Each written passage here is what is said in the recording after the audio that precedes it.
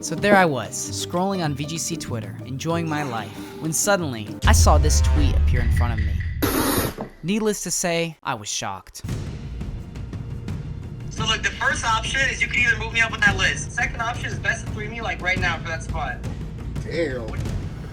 Did you understand my reasoning? Because you haven't been playing. Bro, I'm going to San Antonio, bro. I'm back. But you gotta go there first, though, bro. You gotta go there. You can't get... I'll put $100 and then I'll place you, bro. Outplace me?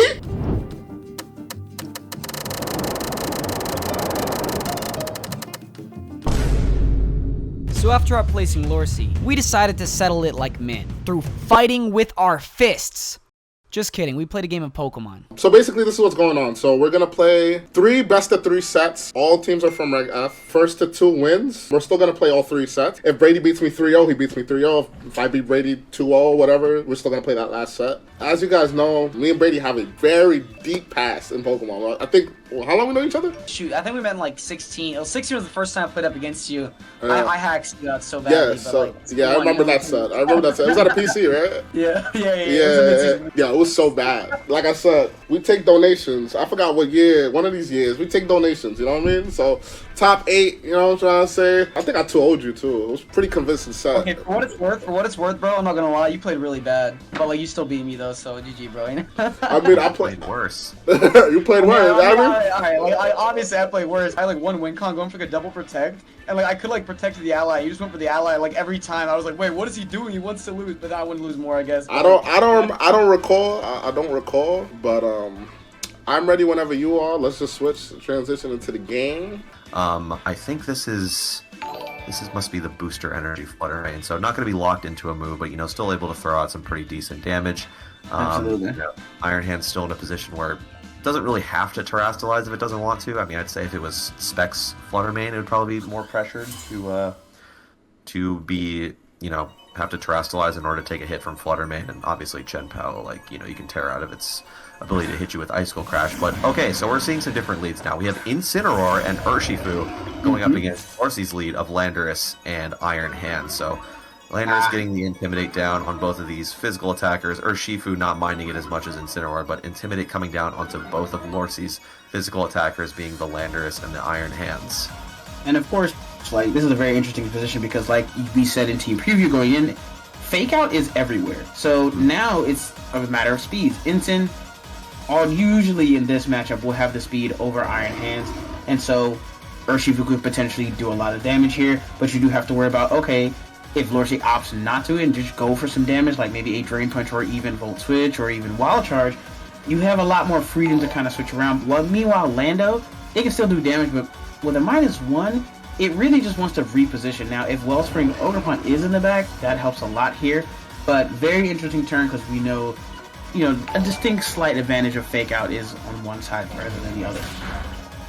Yeah, really interesting interaction here that we get in turn 1. We get to find out whether Iron Hands or Incineroar is faster. We saw the Fake Out go into the Urshifu slot, allowing Landorus to get a free U-turn off there, so able to reposition into the Ogerpon here. So like I said while we were talking in team preview, not a whole lot that's happening in this first turn, not a lot of damage at least happening in this first turn. Incin parting shots out into the switching in Ogerpon, as Incineroar goes back to Brady, gets to do some repositioning as well. So we got a lot of stat lowering, not a whole lot of damage, a lot of Pokemon revolving in and out, a lot of repositioning. I feel like that's what a lot of this format is going to be, and I feel like, as I said in team preview, we're going to see a lot of that throughout this set as Rillaboom joins the field to take its place next to Brady's Urshifu. Absolutely, and momentum is everything, and these type of formats where it's really slowed down, really just kind of grindy. It's just, okay, who makes the mistake first more than anything? Because in positions like this, if you get too aggressive, then you put yourself in a bad spot while everyone else is just repositioning. You have to just be willing to play the long game and take your time with damage. Get that veteran chip, put yourself in a nice spot, reposition, because as soon as you go for an over-aggressive play, that's when you start things really start to snowball very quickly in matches like this if you get a little too over-aggressive. So we're going to have a lot of this positioning for a while, and you can learn a lot about these monsters to see Urshifu switch out here. Yeah, you mentioned that that veteran chip, but the veteran chip gets healed off very quickly when there's a Rillaboom involved. So even the veteran chip is not really going to go a whole lot long ways here as we get Instant switching back in, getting another Intimidate down on the board. This Ogerpon is -2, the Iron Hands is -2, Landorus comes back in, we're going to see another Intimidate drop on here. Guys, I teased it a little bit in the team preview segment that you didn't hear, but we could be in for quite a long game as Ogerpon gets a pretty decent Horn Leech off on Incineroar, considering that it is a resisted hit and that Ogerpon's at -2, as Rillaboom, not wanting to stay on this field for very longer as expected, is going to pivot out itself using U-Turn. So we're seeing a bunch of different moves here. We're seeing U-Turn, Parting Shot. I mean, Iron Hands can sometimes run Volt Switch, like you said. So, I mean, we're just doing our little Switch song and dance here. So exactly, it's the age-old classic of it's a revolving door of Pokemon. But the one thing that's huge in that last turn, Loshi went for Horn Leech. If that was Ivy Cudgel, that is huge amounts of damage. It won't be a KO just because it was -1, but I mean, Ivy Cudgel does have the chance to crit. So I went for a little, just kind of very slow game, just like, hey, I'm going to take what's in front of me. But if the Ivy Cudgel was the move to clear there, would have got a distinct advantage here. I'm not really sure what Urshifu can do here except close combat, but U-Turn is something he could potentially do as well. But just had to point that out because I thought an Ivy Cudgel would go into that slot and it didn't. I was very surprised. yeah, the Horn Leech just keeping this Ogerpon healthy. As we're going to see Gouging Fire join the field for Landorus. Yeah, that's the thing is, like, you could, like Landorus is such an awkward spot here when there's an Incineroar and an Urshifu, right? Because, like, obviously, most of the time, Landorus, like, oh, you fake me out. Like, okay, you stay in at -1, and also you give me double-powered Stomping Tantrum next turn. But when there's an Urshifu on the field, you're like, oh, I can get faked out and then also KO'd by Surging Strikes in the same turn. So it just can't remain on the field. But actually, Brady going for the Surging Strikes here into the Gouging Fire switch, and with the Terra Water, very good call by Lorsey here. Unfortunately, he's going to take a lot of damage with that Terra Fire as the Rocky Helmet going to be trading a lot of recoil into this Urshifu here. This Gouging Fire, I believe, does have a Pinch Berry on it. I think that was the item of choice here. So, unfortunately, just barely... Oh, no, wait, sorry. It has Rocky Helmet. Yeah. Okay, So I got my... that's why it was, like, not bad. Even though you did switch into a Surging Strikes, the amount of damage you took, Urshifu kind of took just as much. And, like, Gouging Fire is super bulky, able to sit here on the field, so now you have another potential switch in for later. And Ogerpon is still here. It has a Grass move for the Urshifu, has a Water move for the Instant. So you're still in a really good spot. And it was a really great switch in because even though you took a lot of damage, you gave some in return without really having to do anything. Yeah, it was a pretty safe Surging Strike as well because you did have the Fake Out on board with Incineroar. So normally with Ogerpon on the field, you got to be, a little bit more careful with where you click Surging Strikes, but also you have to be careful here with Urshifu still being weak to and slower than this Ogerpon potentially because it's not the Choice Scarf variant. So, learning how these speeds are going to interact is pretty important. Urshifu recognizing that possibility, going for Protect here as Rillaboom switching out, recognizing the threat of the Ivy Cudgel. That does absolutely no damage, not even a critical hit, but the double into that slot. The Flare Blitz actually going to be able to pick up the knockout here on Rillaboom. So, yeah, very fantastic double on Lorsey's side there. Just kind of understanding, like, your placement there. Yeah, I guess, to be fair, like, this Ogerpon is at what? Like, is this Ogerpon at -3? So, like, if you were Brady, you may have stayed in and, like, risked the critical hit and maybe got, like, another Parting Shot off. But, like, Lorsey doing a very good job of calling the Urshifu's Protect, knowing that it doesn't want to take the Grassy Terrain boosted Horn Leech, and knowing that Rillaboom is the go-to resist for that Ivy Cudgel, covering that switch beautifully with the Flare Blitz. So, Lorsey getting the first knockout of the game, but unfortunately, Gouging Fire is not long for this world. Yeah, but the one thing that's great about that, that's one less thing Instant can pivot around into. And Rilla's always the one less fake out you have to deal with. And eventually, the one thing that's going to play a huge part, Grassy Terrain's going to end eventually, and then all this chip that has been done here and there a little bit starts to matter because you can't get that recovery. Gouging Fire has, for the most part, actually done its job. It did significant damage because of Rocky Helmet, got a Flare Blitz KO, and you still have, guess what? Iron Hands is in the bag. So, how are you going to deal with that? And Landorus is in the back as well. So now things start to get really interesting because even though you may potentially lose Nando here, you're kind of okay because, once again, Wellspring, Ogerpon, and Iron Hands are just okay. And we see that Howl come out. So if this Surging Strike doesn't go into Landorus, this could potentially be a problem. That's a bold one right there. Right into the Ogerpon Wellspring. Wow. Okay, so Lorcy. I love that. Maybe Lorcy was feeling himself just a little bit too much on that switch in there. Hey, But listen, when the chips are down, don't count Brady out. Brady's willing to make those plays, and that was a baller play just now. Yeah, that Ogerpon Wellspring was, I think, at -4. So maybe Brady was thinking, like, okay, this Pokemon obviously does really well in the end game here, considering that there is no Rillaboom anymore. So yeah, maybe it's going to switch out. I mean, if you Surging Strikes into the Gouging Fire, you're going to take some more Rocky Helmet chips. So, I get it. I think it's a very reasonable prediction, but, obviously one that could have potentially gone a little south if you do get it wrong there. But, that's just the type of talent that we're dealing with on this stage here, ladies and gentlemen. We have two of them, North America's top players going at it, and these are the top player reads that you're going to see. But the good thing here for Lorcy is that you can bring an Ogerpon back at its full strength of attack, but now you have Chien-Pao to contend with, and that means a lot of these physical attackers are going to have to reevaluate their damage calcs as they're going to be hitting just a little bit harder. Absolutely. Gouging Fire still being here, able to support, does have that breaking swipe. Hasn't been clicked yet, but, did click Howl. Unfortunately, it didn't break too well. But it is at, I believe, neutral now because it was at -1 before because of the parting shot, so it should be at neutral. Chien-Pao and Urshifu. Great moms to have in here, but the only issue is I keep thinking, how is Hands going to be cleared for later? Because it's still a full health kind of hanging out in the back. And I keep looking as the turns go on. I'm like, I don't see how you kind of break through it as we see Urshifu switch out. So I'm wondering what the game plan is here. Even though a fantastic read was made, there's a lot of work to be done still. Yeah, I mean, as the Pokemon advantage is relatively even, I still really like Lorcy's endgame position here because of, just like you said, I think Ogerpon Wellspring does really well in the endgame, and also Iron Hands when supported by said Ogerpon Wellspring. I do really like this terrestrialization here from Lorcy because you do remove the grass typing from Ogerpon, so therefore you're making it take less damage from Icicle Crash. But good thing for Chien-Pao here is that Icicle Crash does not make contact, so you're able to attack into this Gouging Fire, not proc the Burning Bulwark or proc the Rocky Helmet. So you keep your Sash intact. So you get a pretty safe KO on the Gouging Fire here. But now you have a Terra boosted Ivy Cudgel going into an Incineroar.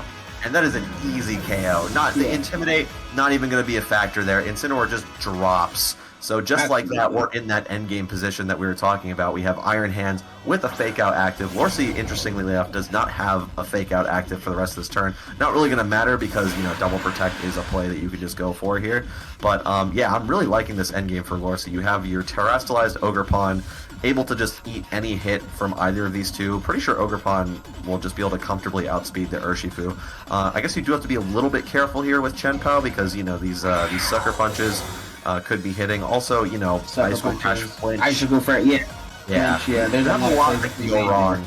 So you gotta play this endgame very carefully. Also, a double up into Iron Hands could easily be a knockout, like an Icicle Crash plus a Surging Strikes into that slot. Like if you want to read potential Spiky Shield. So there is a delicacy to how to how you want to play this endgame. So let's see if Lorcy can capitalize on this position and close it out.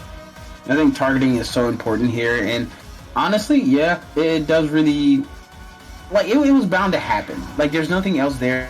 You're not really too worried about Chien-Pao, because Chien-Pao, you're always like, you know what? Hands can 1v1 you. As long as I get rid of the pivoting Fake Out instant over and over, I have the grass move, I have the coverage with electric typing, so I should be able to. So, going for that Terrestrialization, fantastic call, just like you said, getting rid of the grass typing. Pure Water, you get Ivy Cudgel right into that slot, now you're kind of free. Even though you can get close combat, and we see this is the part. Now, will we see a flinch? But is it? Oh, it doesn't KO. No. Wow. I'm pleasantly surprised. I thought that would KO. That is -1 Horn Leech, and there is no more grassy terrain on the field. So yeah, maybe Brady on the field as well. Yeah, that's kind of crazy. I was gonna say this Urshifu has shown that it is definitely bulky. Yeah, it is definitely bulky, because remember how it undersped the Gouging Fire, too. I mean, they're pretty comparable in base speeds, but, like, Yeah, this Urshifu is definitely trained on the bulkier side, but maybe Brady recognizing that, hey, maybe I can live a Horn Leech. This Ogerpon's not going to really benefit much from the recovery here, and just decides to take the guaranteed KO onto the Iron Hands. And now you have Ogerpon staring down Urshifu and Shenpao, and, you know, we saw This is Ogerpon... gonna get really weird. Yeah, Just because you know, you have to get rid of Urshifu because now you can get close combat, take a lot of damage, but you also need to touch Shenpao. Shenpao still has the stash intact. You're gonna get Icicle Crash, you're gonna get flinched, like, and then you can even get Sucker Punch. This is gonna get really interesting because where do you just go ahead and take out Urshifu now, or do you start trying to hit the Shenpao? Yeah, I feel like you probably prioritize the set. Yeah, wow. Yeah, that has not been boosted at all. And also, keep in mind, Urshifu can't use water attacks against this Ogerpon now since it has Terrastalize, so now it can use its strongest move. Aqua Jet, I really like that play, so you bypass the speed disadvantage there and get just the priority spam onto the Ogerpon, getting a ton of damage down. So now basically Ogerpon is pinned to the point where it can't click an attacking move to win this game. And just like that, Lorsi is going to lock in the forfeit. And game one going to Brady Smith. That's a Beast Smithia difference right there, bro. That because it got really kind of interesting because I kept thinking, how do you come back from hands being in the back? But the Urshifu able to live the Horn Leech is probably the biggest part because that is something going forward you have to now address and get a little bit more damage on there. So we learned a lot. Like, even though Shenpao's on the field, the amount of sheer just bulk on Brady's team is kind of like something I was not expecting. I know a lot of people have gotten bulkier with their Urshifus, but it just tanked it no problem. I see this is why sometimes people run Power Whip. Yeah, it's also a lesson that these Intimidates that they're going to be set, even after these Pokemon have been knocked out, the sticking Intimidates do matter a lot. So being able to win that positioning war and cycle out, I really like how Lorsi in the mid game was able to cycle out the Ogerpon. Fortunately led to the loss of Lando, but I mean, that was just a great read on Brady's end there. But it just goes to show how these Intimidates are going to be vital and how both of these players are going to have to play around, these cycling Intimidates in and out there. It sort of begs the question on whether or not, if you saw how big the Intimidate pivoting game there was, like, is there potentially a case for King Gambit to show up? But, I mean, Brady obviously was afraid of that possibility as well, bringing something like the Urshifu, bringing something like Shenpao, bringing something like Rillaboom that could all threaten the King Gambit with different types of attacks, and just a lot of things that could disrupt the King Gambit from doing its thing. But yeah, I mean, I think I like the 4. It wasn't bad. The 4 wasn't bad. I think it's just got a little underestimation of like what maybe damage you can do and how much the Intimidation really impacted your damage. Like the grassy terrain and all the healing over time. When you thought things were in range, they weren't. So now I don't think you have to change the game plan too much. I did probably I think you mentioned Gambit. I think Gambit would have been pretty decent here.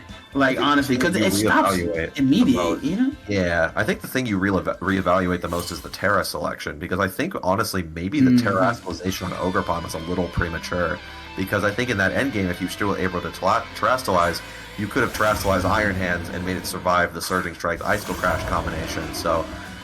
because you got rid of Rillaboom, so a Terra Water from your side was pretty safe on whatever you wanted it to be, and maybe Ogerpon just wasn't the correct target. But speaking of Game 2, we've got our leads coming out. We have Gouging Fire and Landorus from Lorsi's side, and on Brady's side we have the Incineroar and the Flutter Mane. Oh, this gets pretty interesting because now this is a little bit more of an offensive lead, just because, I mean, Iron Hands is something, you have Ogerpon in the back, and the one thing that Flutter Mane is great at, I can do a lot of damage. Like, a lot. I don't have to KO anything. I get Fake Out with Instant and Intimidate, so I can tank any physical move, and I can just do maximum amount of damage with Dazzling Gleam, Moonblast. You kind of get options here. So this is going to be kind of an interesting spot of, like, how Lorsi's really going to be able to, like, maintain his good health-wise on his Mons. Whereas in Flutter Mane can just keep constantly putting down pressure, and then we don't know what's in the back. If it is that Urshifu, it only takes a couple hits for it to take something out. So it's going to be an interesting turn and see where Lorsi's head is at seeing this Flutter Mane. Yeah, with the Intimidate down, it does give Flutter Mane a really good opportunity to just fire off some insane damage here. A pretty common turn 1 play for Landorus Therian is to just throw out an attack. Yeah, here we go, the Terra Fairy.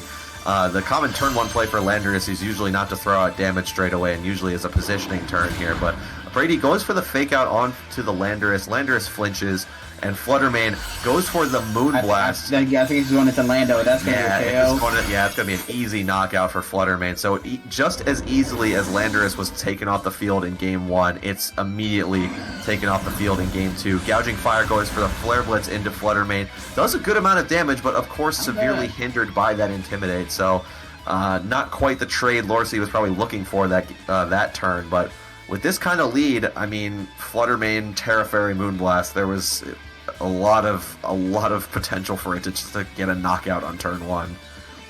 Absolutely, and that's the one thing, like I said, Flutter can do. Especially when you're up a game, you might as well lead something a little bit more offensive and put on a lot of pressure, and that's exactly knowing that I don't want Lando moving in and out freely. Gouging Fire, it's going to be there. Like, nothing can really take it out too easily. Of course, we saw it eat the Surging Strike, so you know what? Why bother? I'm just going to attack that slot because I know it can't KO me just because of the Intimidate, and you just keep getting stiffed. And now you can potentially Parting Shot, you can even switch out. You get a lot of options here, and that Terra Dazzling Gleam, or I mean Moonblast, are going to do a lot of damage, so like, unless you Spiky Shield or maybe even Terra, I don't know if Ogerpon wants to take this either. So you have a decision to make. Yeah, I mean, it kind of begs the question whether or not you want to rip Terra Water on this Ogerpon again, just so you give yourself the special defense boost to maybe take another hit from Fluttermane and maybe try to score a knockout here. But, you know, obviously Incineroar fearing the Ivy Cudgel here.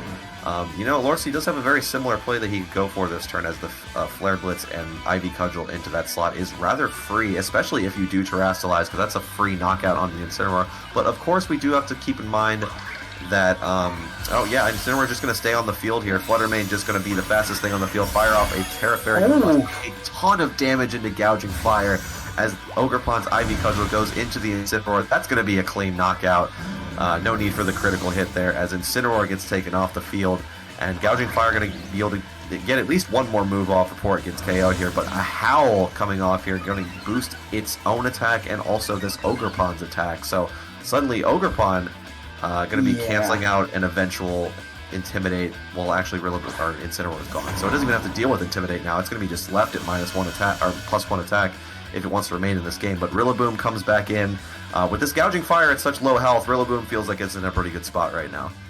Yeah, and the one thing that has to happen for, like, you have Iron Hands in the back, and this Flutter's kind of just sitting here. It feels like you're basically forced to Terra Water, or else the Howl would really mean nothing. Gouging Fire would be able to get another KO here, but unfortunately it's at 11 HP, so it's not going to be able to do much here. And if you don't Terra your Ogerpon here, you're going to take so much from this Moonblast, and you don't know what's in the back yet. And Rilla already puts on a lot of pressure, because if you Terra here, now you're potentially going to get Woodhammered, so this is going to be a very weird decision. I've seen the Spiky Shield come out, which I think that's what Brady was anticipating last turn, so that's why I took the damage. But when you see the burning, there it is, the signature move, trying to see if you can potentially pick up a burn here on this Rilla. Yeah, both of these fake out targets are not exactly desirable for Rillaboom here, because you have one that's going to make you take chip damage, but the other one is going to burn you. Obviously, taking the chip damage not as bad because you have the grassy terrain to heal it off, but yeah, just the presence of the fake out here is the most awkward thing for Lorcy, because ideally on this turn you want a way to preserve your Gouging Fire, because Rillaboom is threatening quite a bit of damage on both of your Pokemon in the back, and obviously if you want to have Iron Hand survive this whole game, you kind of want to Terrastalize it out of it being weak to Fluttermane, but if you Terra Water, you kind of have to take a Woodhammer, and you know, you're just in a very weird spot. I mean, you know, having to burn the double protect there is very, very awkward, because you know, you're in a situation where you kind of just have to leave Gouging Fire in, which is what's going to happen. Yeah, the Terra Fairy Dazzling Gleam picks up the knockout on Gouging Fire, does a ton of damage to Ogerpon. Rillaboom not even having to click Grassy Glide here. Ogerpon able to get some health back here with the Horn Leech onto the Fluttermane. That's an easy KO. Going to be healing it well above half, but as you saw, Rillaboom is the last thing that's going to be moving on the field, so we're about to see one of the heftiest wood hammers being dropped here onto this Ogerpon, and according to my calculations, yeah, that is an easy knockout, and just like that, Lorcy is down to his very last Pokemon, which will be that Iron Hands.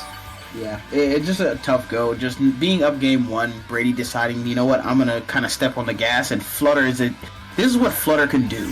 Like, whether or not you wanted to pick up KOs, just the amount of sheer damage it can do and putting everything in range is such a problem. But I mean, Iron Hands versus the world, I've seen things happen before, so it's not at a distinct disadvantage per se, but it's always gonna be going last, so it's gonna have to take a lot of damage here. Icicle Crash comes out.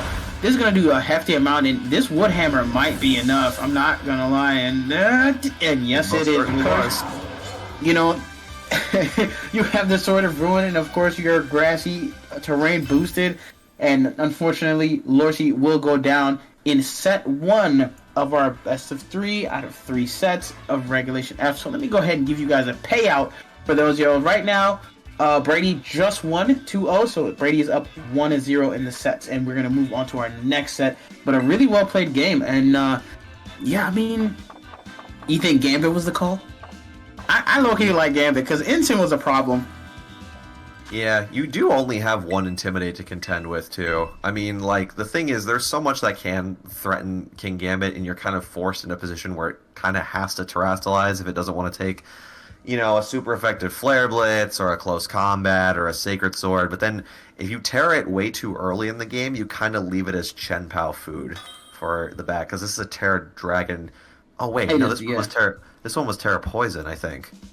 Oh, if you're Terra Poison, yeah, then... I guess Terra Poison, yeah, in that case would have been a lot. That's much better. I was thinking, yeah, I was thinking a lot. I was thinking this was going to be Terra Dragon, but if it was Terra Poison, that would have been a little bit better. I don't know. There's potential to have Gambit do work in that set, but I mean, you're kind of, especially, yeah, Terra Poison would have been much better into something like Rillaboom. Yeah, what item was this Rillaboom actually? Was it the Rillaboom was a Soul Vest. Okay, so it had high horsepower. So I mean, it still had a. Oh no, it actually didn't have it's high glide. horsepower. It's glide. U-turn, fake out. Oh, yeah, exactly. That's what I was saying. Gambit would have been pretty nice. Yeah, I mean, there's really nothing that really hits it too much, and we all know Gambit, of course, does a lot of damage. And when Chen Pao's on the field, you help it more than you can KO it. So, would have been a pretty decent call. Yeah, I think at the end of the day, I didn't. Yeah, I mean, if you want to bring King Gambit, you do obviously have to leave something on the bench that's probably threatening something like Rillaboom. Because, you have to... Like, Gouging Fire was probably the best way to get rid of the Rillaboom, as we saw in Game 1. And honestly, the whole rest of the team doesn't do super well into Rillaboom. I mean, you do have Landorus, you do have... you do have the Poison King Gambit, which can obviously sit in front of Rillaboom, considering it doesn't have the high horsepower. But yeah, I mean, there was definitely a case for Gambit in that game. I mean, yeah, me just not being super familiar with the team sheet, but I mean, yeah, if you're Lorcy, you definitely can look at that team and just be like, oh yeah, like Poison. I mean, you're gonna have to burn your terrestrialization early. But yeah, Poison would have been a valuable resistance for something like Fluttermane, Rillaboom, a lot of those things. But that set is in the past. We're moving on to set number 2, and as you see, we're using 2 completely different teams here, so a complete switch up. Lorcy rocking the Latias, Landorus Incarnate, Incineroar, Ogerpon, Wellspring, Fluttermane, and Registeel. As Brady going to be rocking the team of King Gambit, Gothitelle, Incineroar, Screamtail, Amoonguss, and Fluttermane. Now, ladies and gentlemen, if you ever needed some inspiration for teams, you're getting a lot of variety right here. I wasn't expecting to see a Goth team, and here we are. And it gives me back nightmares. Screamtail is the thing I hate seeing the most. So I'm interested to see how you kind of play this matchup. Latias is a team that we've been seeing kind of running around in the early metagame. And Lando Eye, the sheer amount of damage Lando Eye could do is sometimes disturbing to think about. And of course, I don't know if a lot of you guys know. There's a lot of people who do know, but Registeel, that's a pain right there to deal with if it gets set up. So I'm interested to see how this matchup kind of goes, because I mean, it's such a different contrast in teams and how they flow. Now, I'm gonna need chat to answer a question for me real quick. So this Gothitelle does have Psychic Noise. I'm not sure if it. Yeah, I'm not sure if it does. Does Psychic Noise turn off the healing effects of Leftovers? I want to say yes. Oh, that's huge if it does. That's huge. Because I was thinking like how many of those interactions we were gonna see. Yes, it does. So it does switch up. Okay, wow. That's what I thought. That's okay, a big thing. Thing. So yeah, we do have Psychic Noise that is gonna be potentially a factor in this set. as it's going to be able to shut off Ogerpon's Horn Leech, also going to be able to shut off the effects of Registeel's leftovers. But I mean, like, going back to the the matchup being like the Perish Trap sort of deal, Registeel's not even a good one to have in that matchup because you cannot afford to stay on the field and just set up like that. But Fluttermane and Amoonguss the leads for Brady, as Fluttermane Incineroar coming out for Lorcy. Lorcy definitely has a lot of outs for this sort of Perish Trap strategy. I mean, obviously, Instant a Pokemon that can pivot in and out of the field. Fluttermane being a Ghost type can freely switch in and out of Shadow Tag. So you got ways to pivot around it.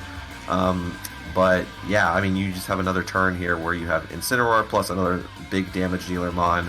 Obviously can't fake out the Fluttermane, so you do have a decision to make on whether or not you want to rip Terra super early, potentially switch out Fluttermane and reposition it, or, you know, if Instant doesn't even want to fake out at all and just maybe wants to go for some damage, but Fluttermane switches out here. But I want to say the one thing, I want everybody to take note of these leads. I feel as more time goes on, you're going to see a lot of those type of leads right there, where it's Amoonguss and da-da-da, or da-da-da and da-da-da. Like, those are the premier ones right there. As we see a Shadow Ball going to Lando Eye, that's going to take a good amount of damage, over half, and you get a Spadef drop, so this is actually a pretty big deal as Amoonguss does flinch, but Lando Eye not really liking to switch into that Shadow Ball here, taking a lot of damage, and Amoonguss' Flutter on Brady's side, still kind of chilling. You can potentially redirect, go for another Shadow Ball. I mean, you're not going to get KO'd by anything Instant has. Flare Blitz, Knockoff, doesn't matter. So you're kind of free to just keep doing damage, potentially just Rage Powder, or even go for a Spore if you're feeling spicy.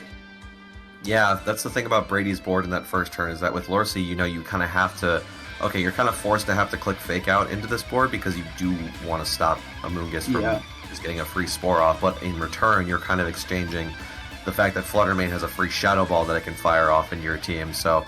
I mean, it's kind of a difficult position for Lorcy to try to maneuver out of, because there's not really much in the back that can really respect Amoonguss, and you know, you have the position where both sides can just go for Fake Out.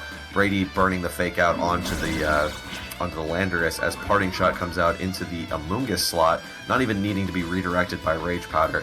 And it's probably safe to say that whatever Lorcy goes into here is probably going to sleep. Well, there actually is an Ogerpon, so this won't be going to sleep. Nothing will be going to sleep this turn. It was pretty forced, though, because, I mean, you don't want your own Flutter to go to sleep. Like, it's the only thing you could have done there in that moment. I mean, Amoonguss is still kind of hanging out here, can just redirect. Meanwhile, Lando Eye potentially still threatened, but... I mean, if you want, you could just do a lot of redirecting on both sides and kind of figure out who goes from there, but you're already at a distinct disadvantage, so you're going to have to get a little... find either better positioning or just get a little aggressive, maybe try to get an Ivy Cudgel off into the Fluttermane slot because you can't be scored, you can't be redirected, so it's just very interesting. Now, will Brady go for more damage, or seeing this kind of play out, just like, what if I just switch into something else, but I don't know what can really take that? Yeah, it's just that there's not really much Lorcy can do to disrupt Fluttermane right now. Like, Amoonguss has a lot of swaying power in the fact that, like, okay, if you give it a free turn and you want to try to reposition around Fluttermane, you give it the option to just Spore something, because, I mean, besides Ogerpon, there's not really a whole lot that wants to take Spore, but Amoonguss is going to be switching out, and here comes Gothitelle. So Gothitelle switching in here is actually very, very nice. Perish. Yeah, so now Gothitelle switching in here. With Fluttermane being gone, you actually remove one more ability to switch pivot. Wow, that Horn Leech did so much damage. I was not expecting that to do so much. I was not expecting it to do that much. But yeah, Gothitelle coming in, like, with Fluttermane being down, gives Lorcy one less Pokemon that he can pivot out of the Perish Trap. So Ogerpon, barring this Gothitelle being KO'd here, will be stuck on the field. But Incineroar has a Fake Out here, has super effective damage into Gothitelle. This Gothitelle could obviously Terrastalize out of that weakness, but it is a Terra Water, so it will be Terrastalizing into a weakness to Horn Leech. So maybe not in the safest spot. Yeah, but you get a free Fake Out here, you can just, you know, you're not going to take super effective damage enough to where you can get KO'd, hopefully, you know, if anything else happens, but you do get to just bring in Amoonguss here, and Gothitelle, of course, once again trapping. Now, let's see how much this does, because this will be a big show. Half, okay, not bad. The biggest issue is... Oh, wait a minute. Oh, we got Citrus Berry, so we're chilling. Oh, it's leftovers, that's right. Yeah, okay, leftovers. So... Yeah. I mean, you just protect this turn. You can potentially go for another double protect, I don't know. because I don't know what's in the back. Because we do know Flutter, but what's the last? Because I'm trying to figure out how do you keep the Perish up without necessarily, you know, letting something go for free. Yeah, the thing about the position that Lorcy's in here, obviously Ogerpon is in a pretty decent position here, but it kind of has to be careful about where it picks its attacks. It can't actually afford to waste an attack here, because you need to try to get as much damage down on the board as possible, so if your Ogerpon, when it eventually does go down, you do have enough gas in the tank in the back to finish it off. Obviously, Incin can switch out whenever it wants, but now you have to contest, Fake Out, Protect, also Amoonguss potentially just, you know, throwing off spores wherever it wants, but luckily Ogerpon can just follow Knee and redirect to the spores if it wants to. Lorcy correctly predicting the Protect on Gothitelle gets rid of Amoonguss' Citrus Berry, but the Spore does come out here, does not affect Ogerpon, as the Follow Me is going to redirect it. So Lorcy able to get some damage off here, but with the Perish counter sitting at just one more, it looks like Ogerpon's last turn is coming on this turn. Yeah, exactly. You get to switch out something here for free. You can even double swap. Now the question is, what do you swap them? What slot? Because Ivy Cudgel, you just try, like you said earlier, you're gonna try to get as much damage as you can into some slots, so that way you have enough in the back to potentially push through. Because if it is Scream Tail in the back, we all know how bulky that is. We all know how much of an issue that is. You need everything to kind of power through it. So the question is, where do you slot your attacks into? Ivy Cudgel could easily go into the Gothitelle, but I mean, there's a 1 HP Flutter Mane that's in the back that if you get damage on that, you're going to be like, oh, that's unfortunate, because you really gain nothing from it. And I think that's what potentially comes in, but no, it is the Scream Tail, so this potentially could be a good amount of damage, but we're going to see Amoonguss pop out as well into that 1 HP Flutter Mane just to let it go. Yeah, I was going to say this is like, it's sort of an interesting turn that you have here, because both sides have Pokemon that they want to switch out, so it kind of simplifies the turn a little bit for both sides, but, you know, obviously Incineroar gets a free switch out here. Brady actually double swapping his Pokemon, so no real capitalization here on any extra damage, just not trying to get greedy, knows he has the guaranteed KO on the Ogerpon.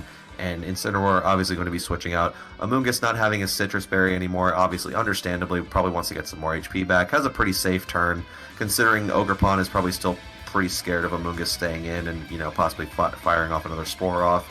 So just a general positioning turn there. Both sides able to reposition, but unfortunately, Lorcy's going to come out of this turn with 1 less Pokemon.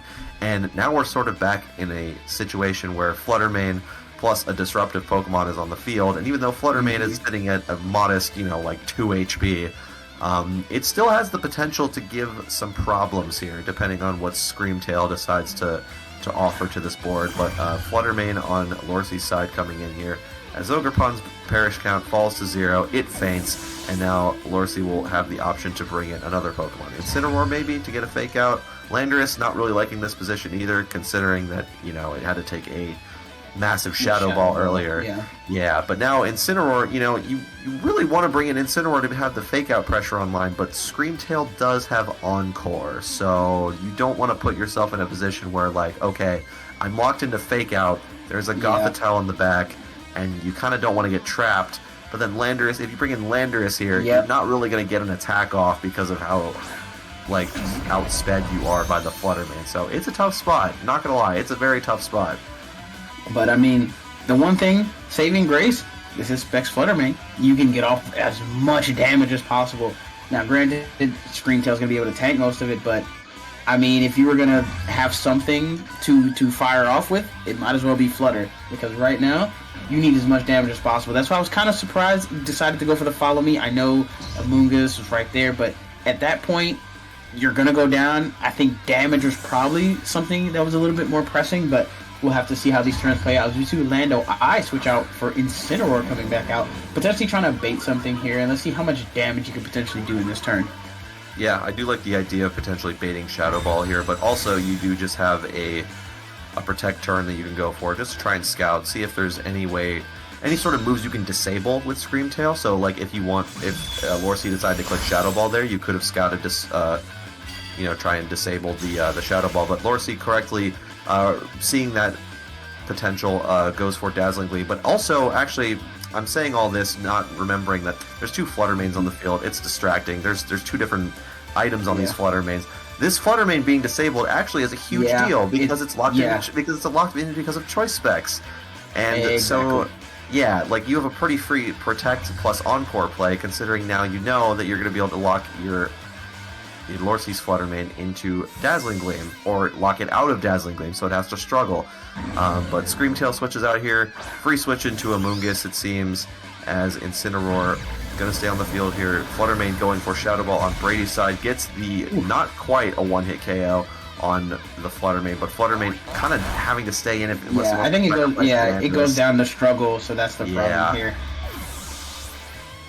So I mean, once again, I mean the Flutter only has 1 HP in a Dream, but it's doing more than enough, just all the support, but finally goes down. But the problem is Screamtail just kind of comes back, and then Amoonguss is still kind of a thing. But Lando, I wouldn't say is in the worst spot. It's kind of weird, because you didn't expect it to kind of be able to have a potentially nice endgame here, but it's all depending really on Screamtail, because Amoonguss is right there. But I mean, so is Instant. You can protect here, potentially go for like a Flare Blitz, but then you might get disabled. There's a lot of options here you have to wade through for Brady and for Lorcy. But this endgame is kind of anybody's, depending on what they click. Yeah, the thing is, so Brady has lost the speed tier attacker, which was kind of threatening Lorcy's entire game plan. But the thing is, you do have to be careful here because Screamtail can do a bunch of different things to potentially screw up your game plan. So, like, you can't protect in front of it, or else it's going to encore you. If you click your strongest move into whatever Pokemon, it can disable you, and then you can get into a situation where it can just click Perish on because there's only 2 Mons left on the field, and there's a win condition for you right there. I mean, there's still a lot of damage coming out here, so, I mean, like, you don't exactly have the tools to just pivot out and stall Perish Song if you want to. I do like the double protect play here from Brady just to scout, you know, just trying to bait Lorcy into clicking, like I said, those most powerful moves, and like you could just click disable and just basically turn off Landorus's best tool for dealing with this entire team.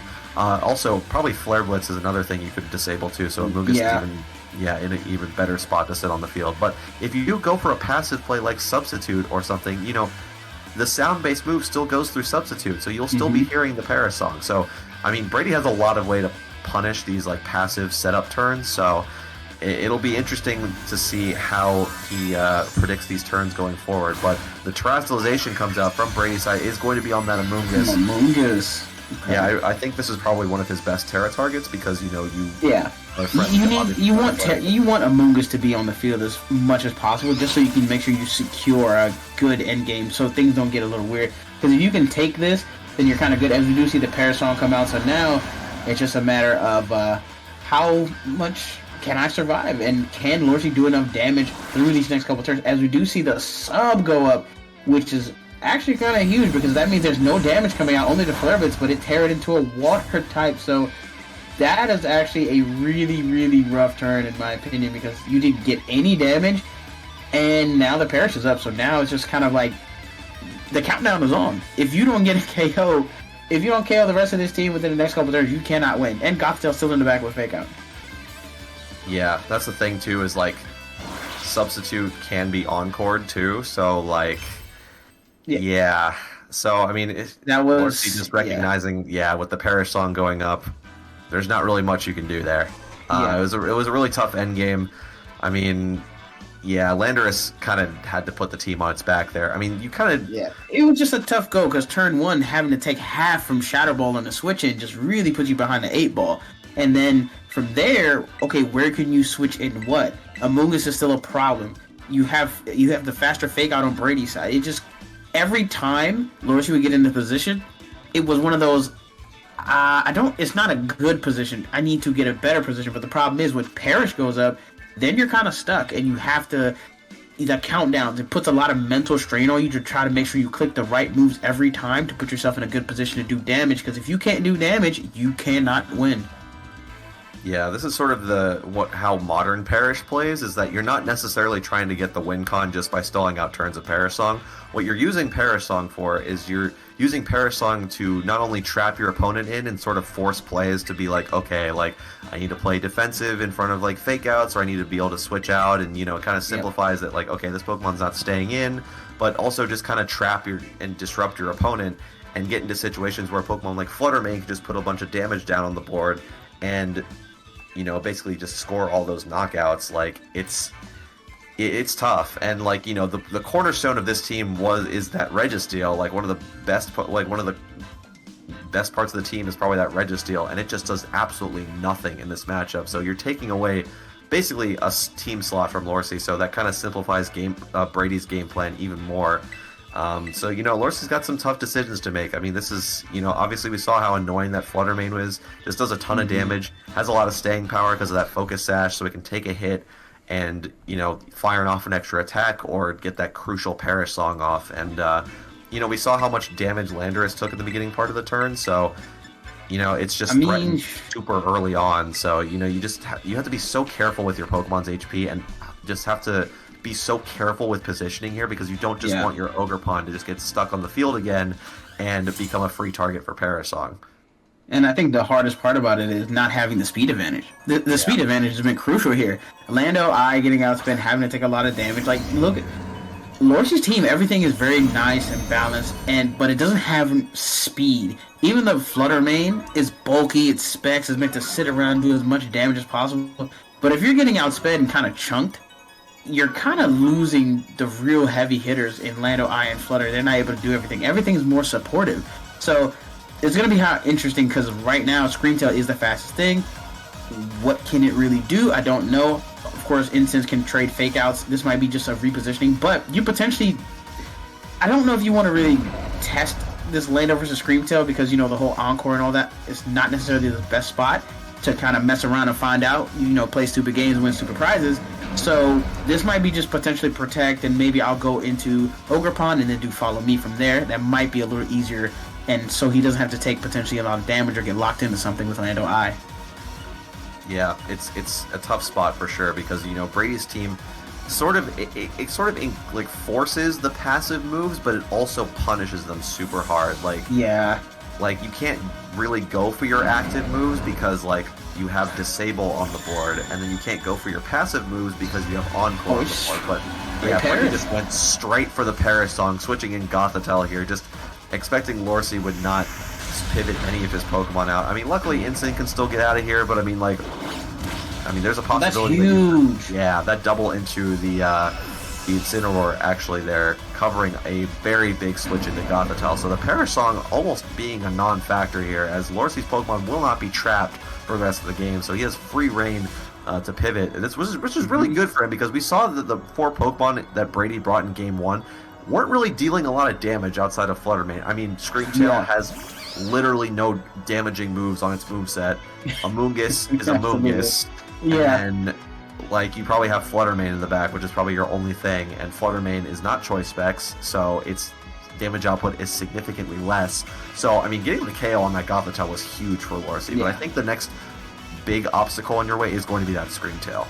Yeah, because Screamtail, no matter, even if it can't do a lot of damage, can be relatively annoying and kind of be it just kind of prods and pokes until you get into a position where it's wait, this is really bad, I'm stuck. But luckily, not being able to be trapped, you can kind of switch around freely, which is huge for Perish Trap. If you can't be trapped, then you're kind of chilling. Because even if Flutter Mane's in the back, it doesn't matter. Wow. And no, it makes sense. Without Goth to be able to do the trap, there's no Perish. What are you gonna do?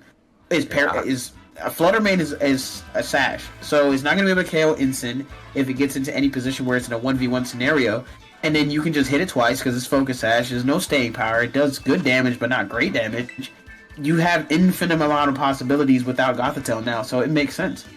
Yeah, I mean, just as I was saying, the rest of this team does not do any damage. So, you can Encore the Landorus as the substitute and protect. You can Spore the whole team, but at what cost, really? Yeah. Because, you're getting all this setup for what? For Flutter Mane to come in and do 20% to everything with Dazzling Gleam? No, it's with the Gothitelle gone completely.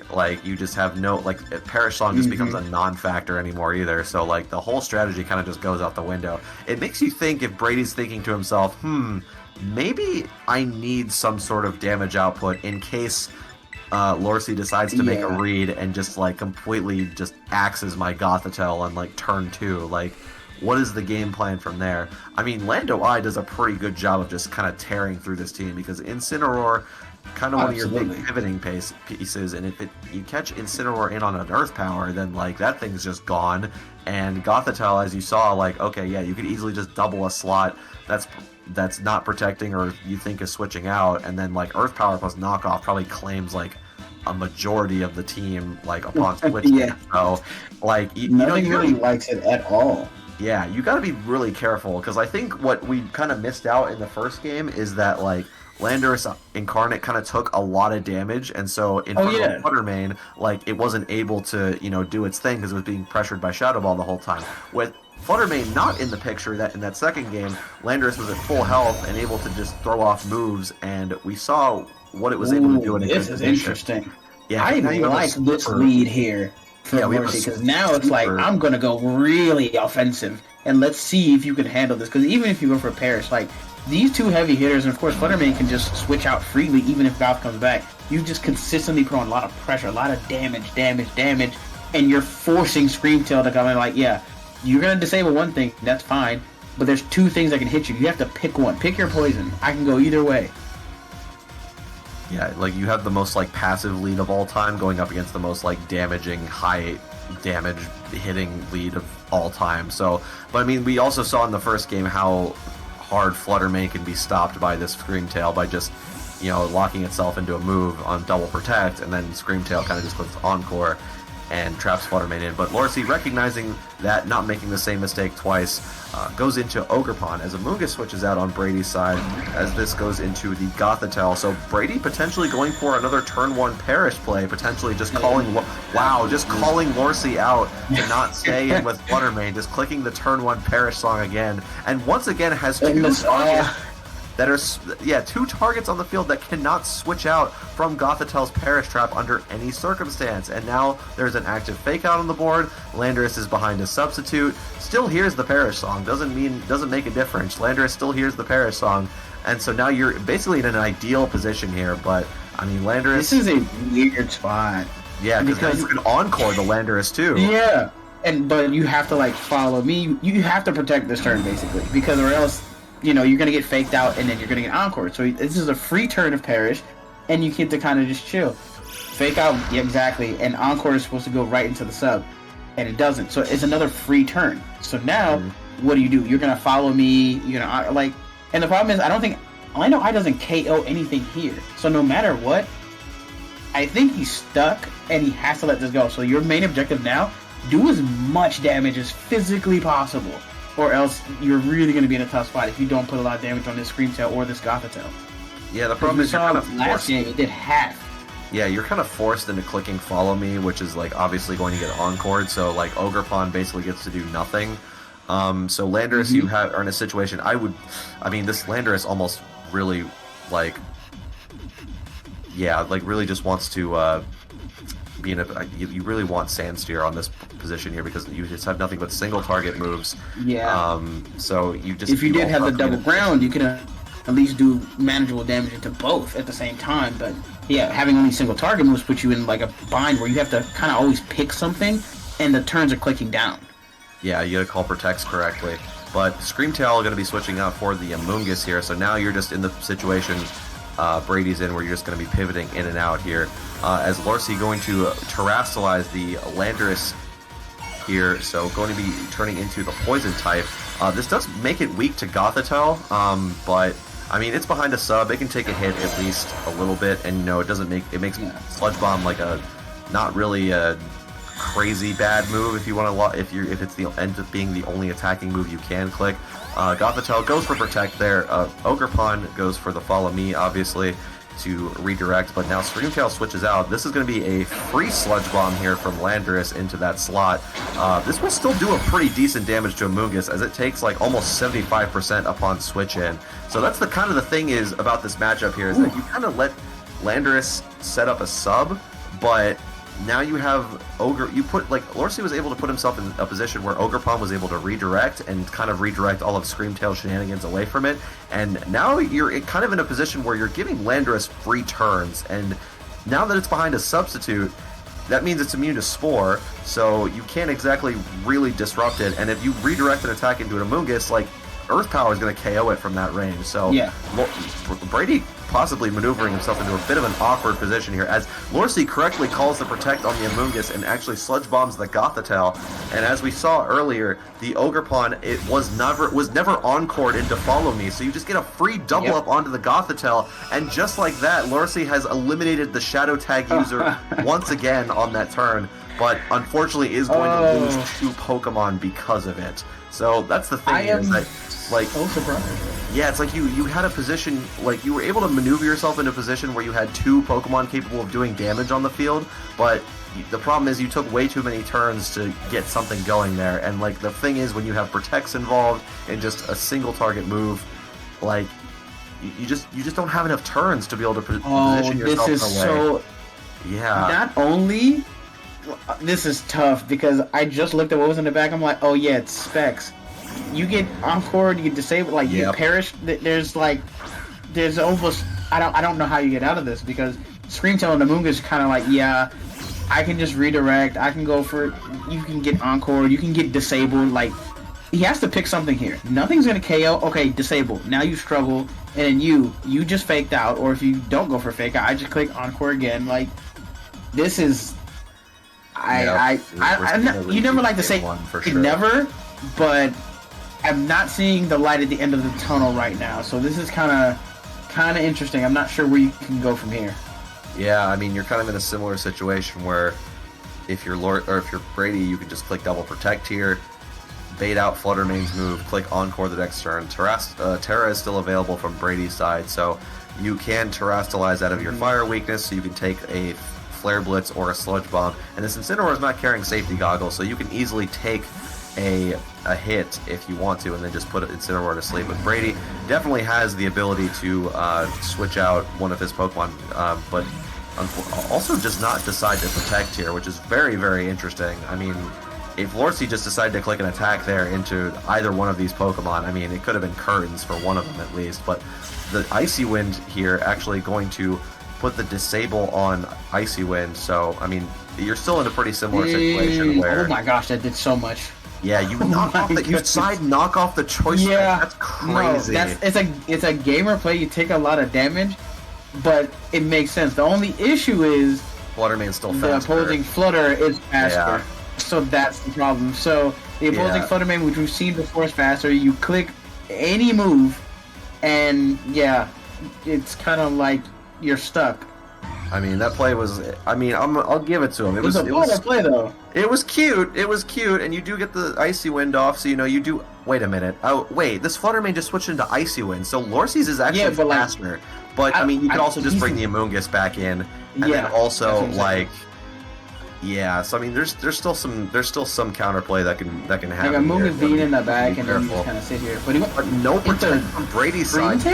Yeah, puts the Shadow Ball down. Wow, without the Specs boost, that actually does no type of damage. But Brady's Shadow Ball still at full power. Wait, this could be the knockout.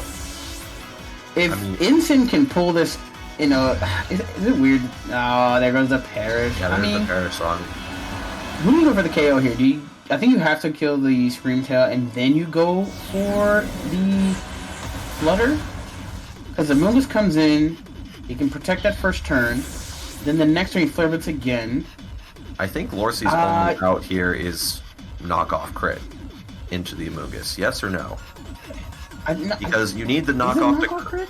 Because the Amoonguss is going to Terrastalize, right? So it's going to tear into water, so it doesn't... Oh, he hasn't terrored yet. Yeah, I don't even think knockoff crit does it, honestly, at this point. Because, like, yeah, you take the knockoff... Yeah, Amoonguss is basically full health here. So Amoonguss can take the knockoff. It can spore the Incineroar, Fluttermane can protect, and then you just have a situation where you can just spam. Yeah, knockoff can't do it because he knocked off the item earlier. You tear into Terra Water here. Oh, yeah. I forgot Terra was available. Yeah. That's huge. Yeah, and that's just like that, that's a GG. So Brady, that was kind of back and forth. I mean, you just saw like how the Perish strategy can just utterly dominate games, but you can also see how it can crash and burn when you just get one turn wrong. And if you get one turn, your opponent makes a prediction like that, and your Perish trap, your Shadow Tag user just explodes like Gothitelle did. Like you kind of just lose your entire strategy. But yeah, Brady able to find the adjustments. Lorsi did a lot of good maneuvering to get back into that set, but in the end of the day, Parastrap was just too strong, and just like that, a score update for all of you who maybe are just joining us. Brady Smith. He is up 2-0. VGC corner now does run the block.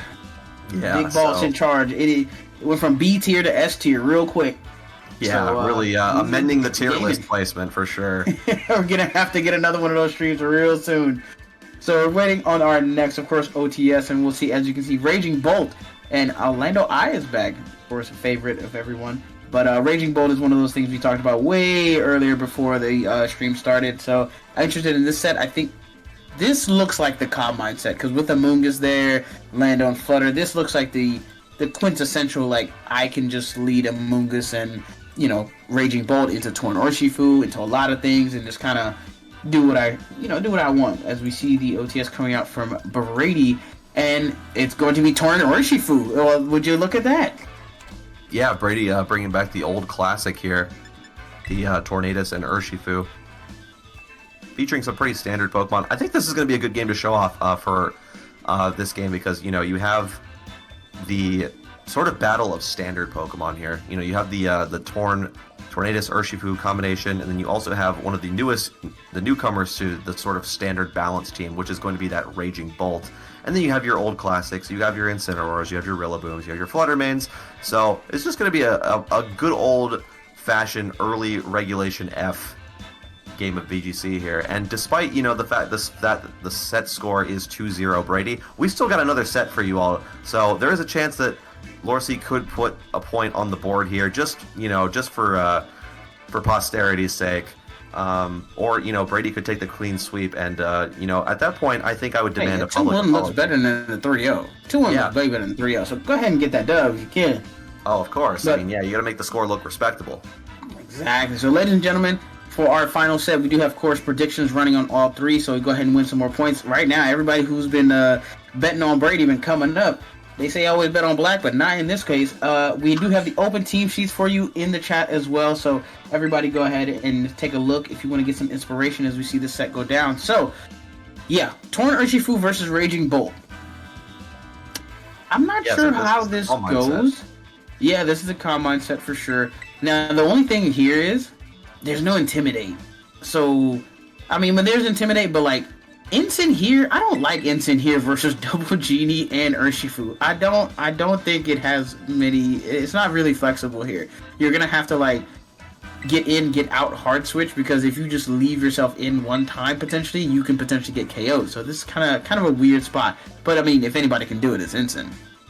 In the head-to-head, Ensign is not great, because you have a lot of things that do threaten it. Like, you do have the Landorus Incarnate, which can just Earth Power, get it off the field. You have a faster Fake Out, but potential. You don't know how the Incineroar speeds are going to interact with one another.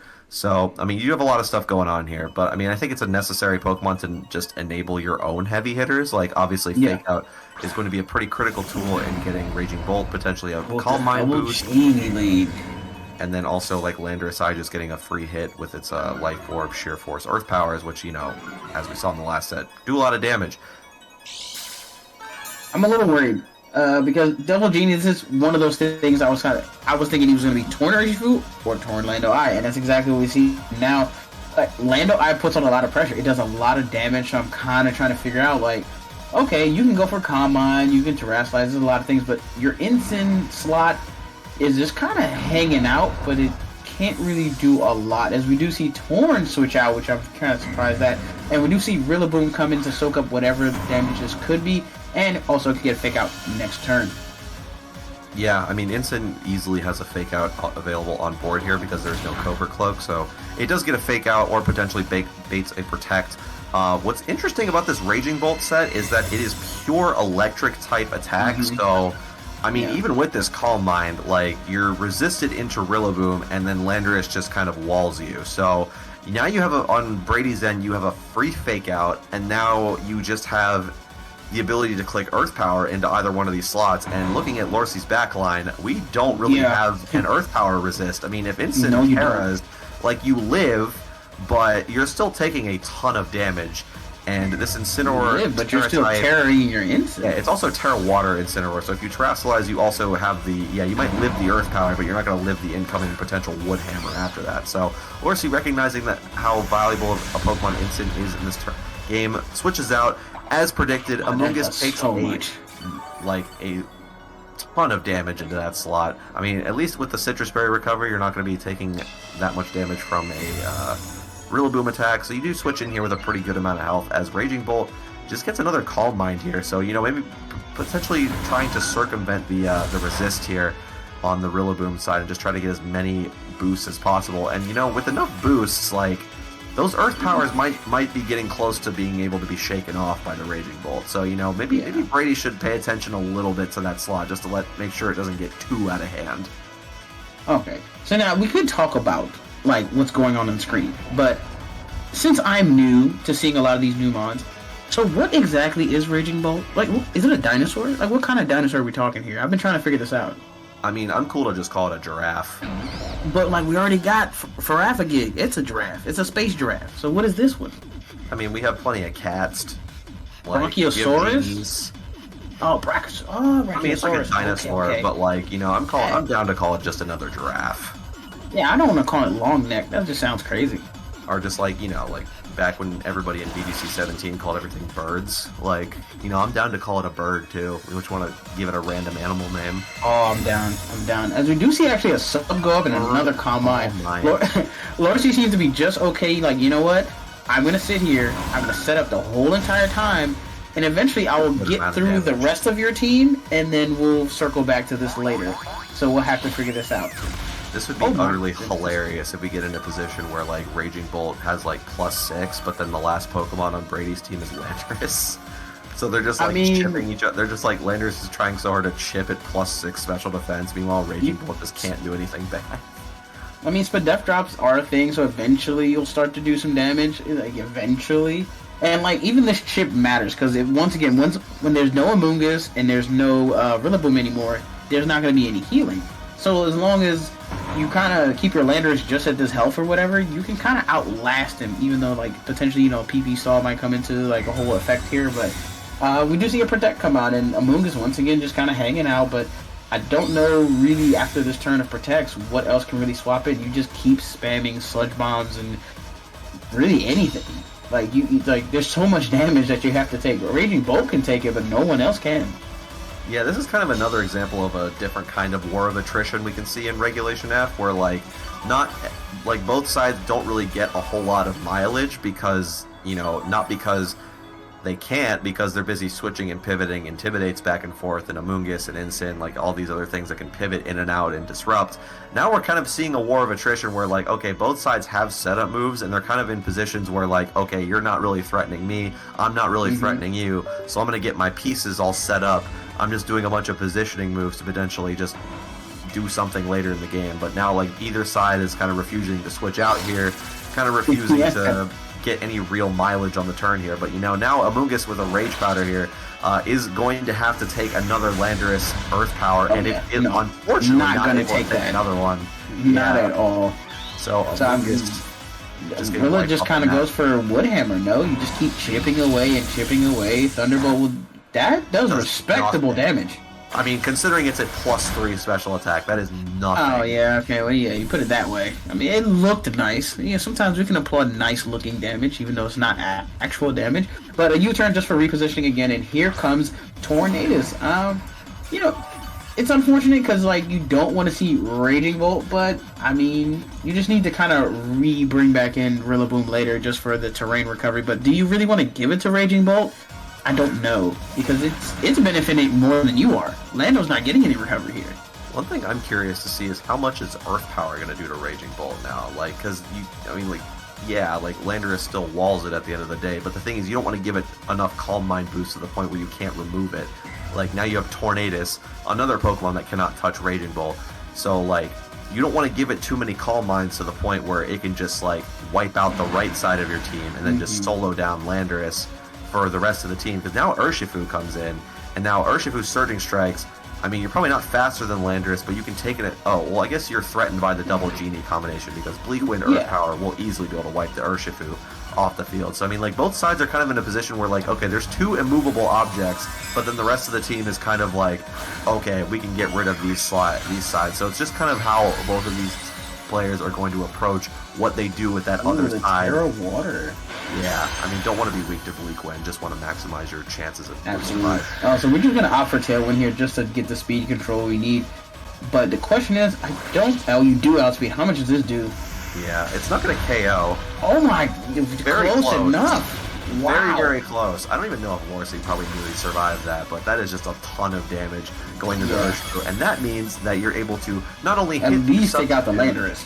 Yeah, you not only hit through Substitute, but those 2 remaining hits of Surging Strikes are going to be able to get rid of Landorus. So now, you basically, if you're Brady, you basically just lost your only answer to Raging Bolt, and now, yeah, this guy might just completely sweep your entire team. Yeah, I think now Raging Bolt is literally not threatened by anything with these Calm Minds up, and now it's actually a legitimate problem where I don't think anything can take this thing out. Now, the one thing I want to know, is that a guaranteed live? I don't know. Can somebody bring up the calc for that? That would be very interesting to know. Living on 2, man, my heart would sink. So somebody's got to look that up. Can we get a calcer in the chat? I mean, we also don't know how much bulk is on the Urshifu, so, you know, maybe, I don't know, maybe it could be a roll, could very easily be a roll, but, I mean, the fact that it lived that was just enough for Lorsy to get back. Yeah, just enough, because, honestly, I didn't see how Lander was going to do anything, and Raging Bolt just kind of hanging out here, and now guess what, Intis gets to come back in for free. Yep. So, you know, it's no longer threatened by, oh, I have Earth Power, and so now, I mean, you kind of get free reign. Raging Bolt, I think, just kind of sweeps here, to be honest with you. I just don't see where the damage is going to come from. Yeah, there's no high horsepower on this Rillaboom, so what I was going to say is that there is a potential, if you're Brady, you could call this Raging Bolt Protect and double the incoming Instant slot, so you just remove Fake Out, but there is no high horsepower, but, you know, Brady does call the Protect on the Raging Bolt, does get the, well, okay, so does double into the slot, but since it is not high horsepower, it is not going to be able to get a KO on Instant. So now, Incineroar has a free Fake Out onto this Rillaboom, and Thunderbolt, you know, kind of gets to go into wherever it wants. I mean, Fluttermane is on this team choice spec, so it is a free target into that slot. And the only thing Raging Bolt has to fear on this particular board is a Moonblast critical hit. So hopefully, Lorsy probably crossing his fingers, doing whatever prayers he needs to. Is like, please do not critical hit me with Fluttermane's Moonblast, because that is basically the only way that he can lose at this point. And I kind of love the fact that, you know, Lorsy's going to cover, like, hey, the only way you get out of this is just, like, if you Terra. So I'm just going to fake out that slot. If you don't Terra, that's fine. If you do Terra, I'm still taking it anyway. And I think that's exactly what the call is, because it makes no sense at this point to Terra your Rillaboom, wait for a fake out directly to that slot, knowing that you have no other option here, and I'm going to make sure I guarantee that I get this KO here. So very, really nice call there. As you do see the Terra Fairy, but this is going to be a fake out right into that slot. Wow, Perfect. And calls the Terra on the Fluttermane too. There's really no like reason that not play. to. Yeah. No reason not to. Like, there was no other choice there. Doesn't really give you much. Yeah, I really like that play, actually. So yeah, you get a fake out. Yeah, +3 Thunderbolt from Raging Bolt. Gonna be a clean knockout on Fluttermane. And with Rillaboom at -1, staring down the rest of this monstrosity of a team Lorsy has remaining, it's looking like curtains for this game 1.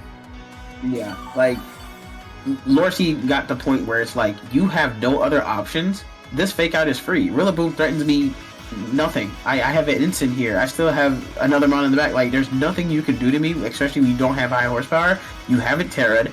I'm going to fake out that slot, because if you don't Terra, you're still going down to Thunderbolt anyway.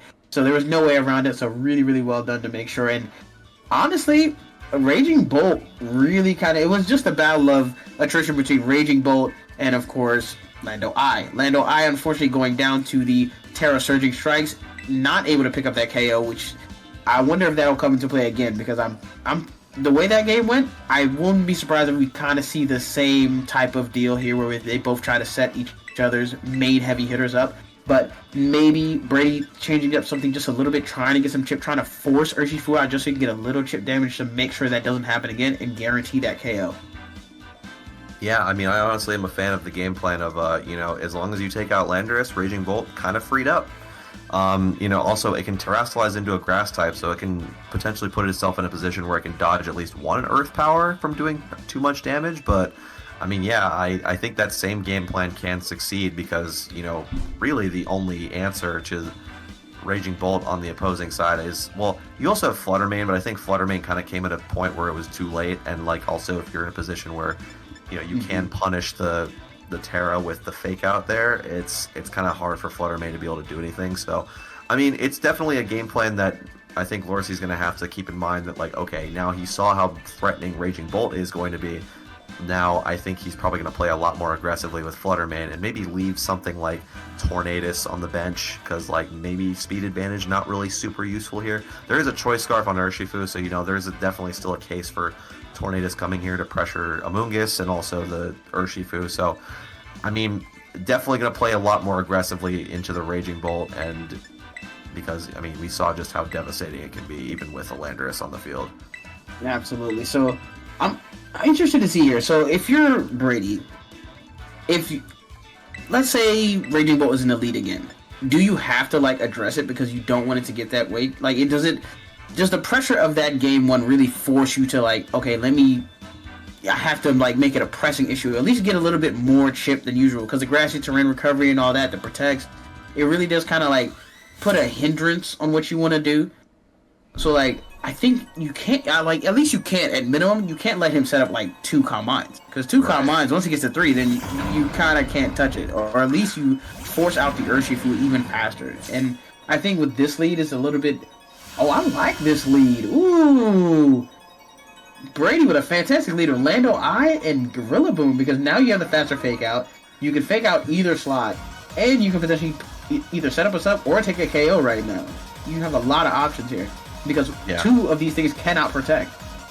Yeah, I think we kind of saw in the first game how crucial Fake Out was, and, potentially leading Tailwind, not a super great idea into, your Tornadus is not running Covert Cloak, so you can get faked out and flinched and not able to do anything. So having a Fake Out on your own can enable your Landorus to set up a substitute and get you in a good position to survive. But Lorcy also potentially recognizing this and bringing in the Urshifu here to, punish the substitute. But unfortunately, you're not going to be able to punish the substitute if you get faked out on this turn and also are threatened by Rillaboom's grass moves. But with Urshifu switching out, you're kind of in a position where Landorus is safe, but, Brady not taking any chances here, switching out the Landorus Incarnate into the Tornadus. So Landorus switching out for its Genie Brethren right there, as Amoonguss takes a very, very light tap on the head from Woodhammer, doing absolutely no damage. But, Tornadus came in here, and wow, a double avoid on Snarl. That is a 95% accurate move, ladies and gentlemen. Do not get it twisted. That is a move that is supposed to hit more oftentimes than not, and just like that, both of them just go wide left. It's always the same time. Listen, I'm telling you, the most bizarre things happen. When I miss highest horsepower, I'm pretty sure others have been there. You're just kind of looking around wait, what happened? Where's the damage? And it's okay. And it would have been great to have that on Tornadus, just because Bleak Wind is a thing, and that's going to hurt a little bit, and the Amoonguss and even the Urshifu has to switch in here. But I like the play of just kind of subtly, just I'm going to play very defensive with my Lando, and there goes the Bleak Wind right there doing a lot of damage here. You're still able to take it, and of course, you get the speed drop on the Amoonguss, doesn't really matter too much there. And the Citrus Berries will activate. So wondering what's the play here, because we could see a Spore come out, and we could, of course, see a party shot, but a U-turn into the Incineroar, trying to reposition, potentially bringing back Lando Eye here, because Spore's probably not going to go into that slot, unless Lorcy makes a huge read here. Yeah, I guess the special attack drop at the end of the day didn't really matter. It's just a little bit of extra damage on Amoonguss, because you're able to take that Bleak Wind Storm pretty comfortably. And now both players just able to get some positioning out here. I like the switch back into Lando Eye, because like you said, probably unless Lorcy wants to make a crazy read, I can see it into the Rillaboom. We've seen crazier in this very same set. But yeah, Incineroar switching out here into the Raging Bolt. So now we are in a pretty similar situation as we were to Game 1, where we have Amoonguss and Raging Bolt on the field next to the double Genies. Did you see that? There it is. Yep. Oh wow, a Spore actually does go into the Rillaboom slot, so yeah, Landorus it makes sense. Going to bed. Yeah, it does make a lot of sense, because Rillaboom probably didn't want to stay in against a fire type and an Amoonguss. So yeah, now a free Spore into that Landorus slot, as we saw, the biggest threat into that Raging Bolt, and I think we saw this play out pretty well in the first game. You get your Amoonguss out, get some Regenerator HP, bring the Incineroar back in, go for Calm Mind, because now you're not threatened by Earth Power, as Landorus has to take its guaranteed sleep turn this turn. Even better, Thunderous switches out here, so you're just not even under threat of any damage coming out. Fake Out coming back in here, so, I mean, this Rillaboom is going to have to come back with at -1, and, you know, like, it's not a great situation for it to be in, because now you have yourself clicking Grass-type attacks into 2 very fantastic resists. But, I mean, I guess the Fake Out can buy you some time, but, I mean... Yeah, I mean we've already seen this situation play out in the first game. And so there I goes mean, the Brady's Calm best Mind. hope. Yeah, Brady's best hope here is for this Landorus to not stay asleep too long.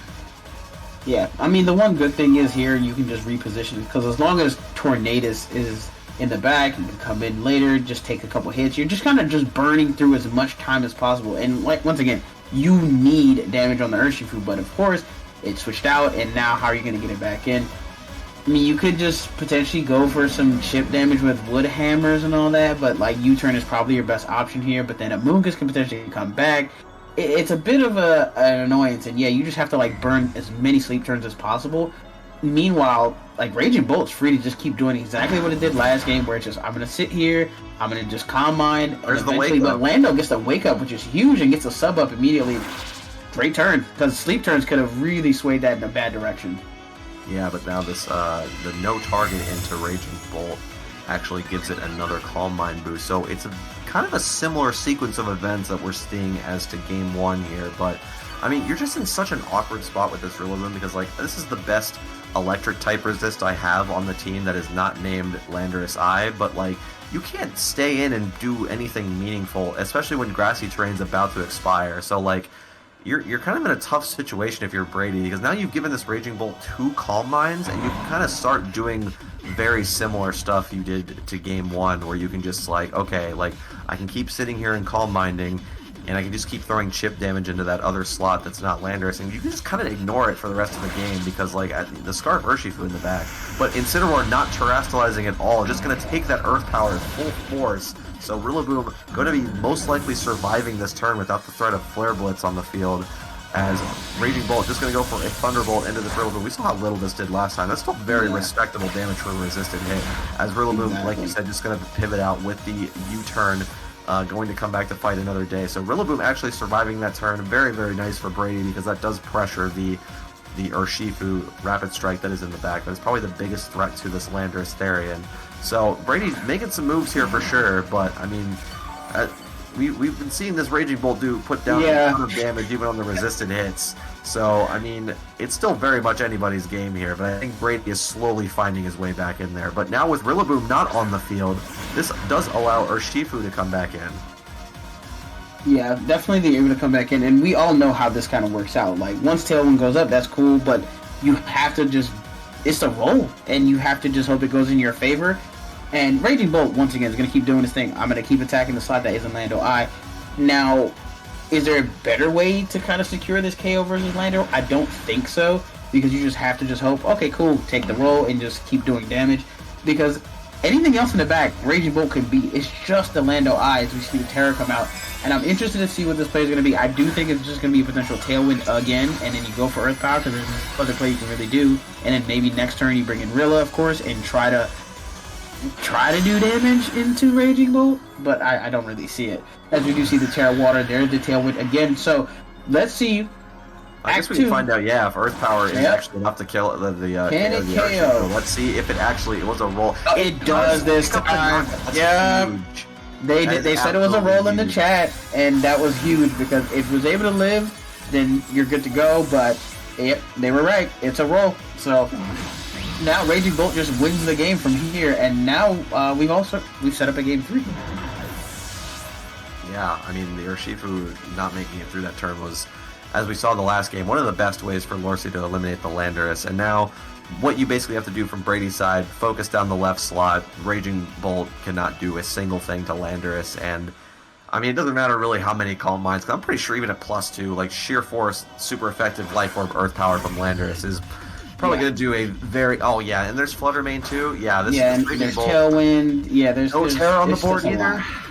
This guy may not have the same sort of Same sort of game that he had in Game 1. And like you said, the forfeit is going to be locked in, and we are going to Game 3. Yeah, this is just the battle of who can set up their heavy hitter, which is Raging Bolt versus Lando I. And then, of course, like, Lorsi does have the advantage just because of the Urshifu.